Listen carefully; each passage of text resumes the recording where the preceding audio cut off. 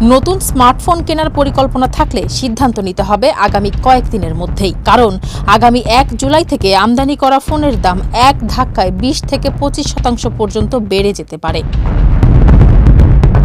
ব্যবসায়ীরা জানান, চলতি বছরের জানুয়ারিতে মুঠোফোন আমদানিতে অন্তর্বর্তী সরকারের দেওয়া 15% শুল্ক ছাড়ের মেয়াদ শেষ হচ্ছে আগামী 30 জুন। নতুন বাজেটে এই সুবিধা বহাল রাখার কোনো ঘোষণা না থাকায় 1 জুলাই থেকে আমদানি করা ফোনের ওপর মোট কর ভার 43.43% থেকে বেড়ে দাঁড়াবে 64.25%। Mobile phone industry owners association of Bangladesh বা MIOB জানায়, বিশ্ববাজারে যন্ত্রাংশের মূল্য বৃদ্ধির পর এই নতুন করের কারণে খুচরা বাজারে ফোনের দাম কয়েক হাজার টাকা বাড়বে।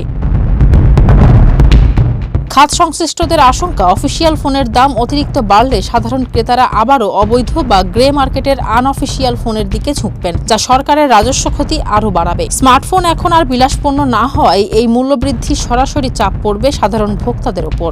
ফারজানা হাসিন, মানবকণ্ঠ।